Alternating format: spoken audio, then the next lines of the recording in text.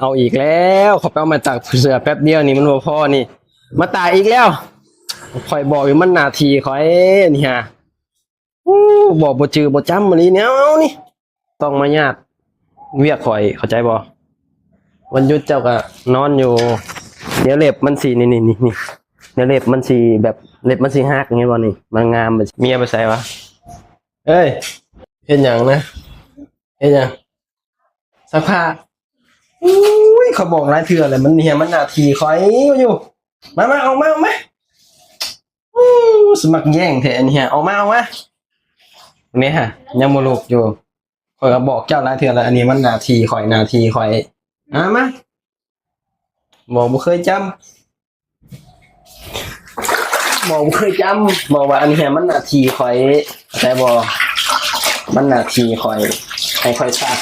เจ้าเขาอยู่ซื่อๆหยุดเจ้าก็นอนอยู่ซื่อๆเจ้าบ่ต้องเฮ็ดหยังดอกให้เขาเฮ็ดมันนาทีคอยเข้าใจบ่อย่ามาแย่งเฮ็ดไม่ใช่เรื่องเลยไปสักผ้าแล้วก่อนไปตากก่อนตอนนี้เมียนี่มักแย่งนาทีขนาดเลยบอกก็นาทีพวกเอาอีกแล้วเขาไปเอามาจากเสือแป๊บเดียวนี่มันบ่พอนี่มาตายอีกแล้วคอยบอกอยู่มันนาทีคอยนี่ฮะอู้บอกบ่จือบ่จำอันนี้เนี่ยเอานี่มาอู้บอกอยู่มันนาทีคอยเจ้านั่งอยู่ซื่อเอามานั่งเป๊ะเหี่ยวนั่งนั่งอยู่ไปซะแหละบ่ต้องเฮ็ดหยังดอกมันนาทีคอยนี่ต้องซักผ้าตากผ้านี่มันนาทีคอยเจ้าบ่ต้องมาญาติเวียกคอยเข้าใจบ่วันหยุดเจ้าก็นอนอยู่เดี๋ยวเล็บมันสีนี่เดี๋ยวเล็บมันสีแบบเล็บมันสีหักอย่างเงี้ยบ่นี่มันงามมันสีเล็บมันสีหักเข้าใจบ่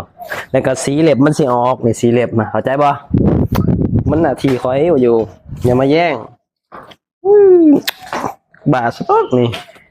เอาสบอมันแล้วสบอหมดจักนาทีบอกอยู่บ่ให้ตากบ่ให้ชักบ่ให้ตากสิตากเองนั่งอยู่นอนอยู่เว้ายากแต่ว่าเว้ายากเว้าซ่าหลายบ่ได้จักนาทีจักดิมันนาทีไผนี่ฮู้แน่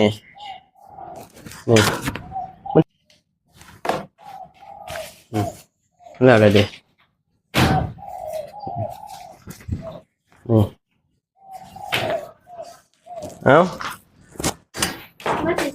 มันต้องซอยนั่งอยู่นั่งเบิ่งซื่อๆนี่สิเฮ็ดนี่มันยากเฮ็ดหยังก็